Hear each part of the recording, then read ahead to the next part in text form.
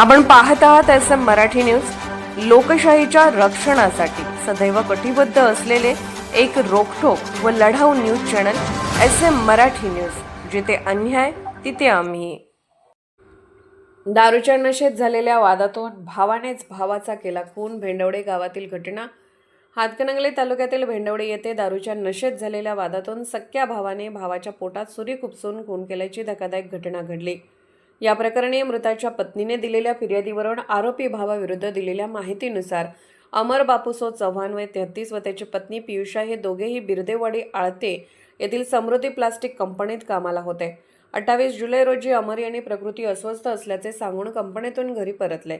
दुपारी पत्नीही घरी आल्यानंतर दोघे सिद्धेश्वर मंदिरात दर्शनासाठी गेले आणि त्यानंतर घरी परतले।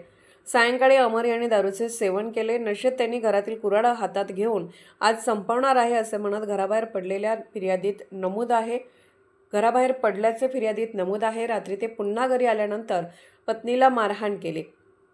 त्यावेळी पत्नी भीतीपोटी घराबाहेर गेली तर मुली शेजारी राहणाऱ्या दिराच्या घरी होत्या। यानंतर अमर यांनी हातात कुऱ्हाड घेऊन शेजारी राहणारे त्यांचे भाऊ किशोर बापूसो चव्हाण यांच्या घरासमोर जाऊन शिवेगाळ करत दारावर कुऱ्हाडीने वार करण्यास सुरुवात केली।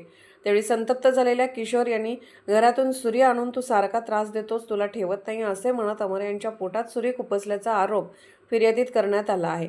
गंभीर जखमी झालेल्या अमर यांनी तेथून पळ काढला, मात्र काही अंतरावरील शेतात ते कोसळले। माहिती मिळताच पोलिसांनी त्यांना उपचारासाठी कुडाळकर हॉस्पिटल पेठ वडगाव येथे दाखल केले, मात्र उपचार सुरू होण्यापूर्वीच डॉक्टरांनी त्यांना मृत घोषित केले।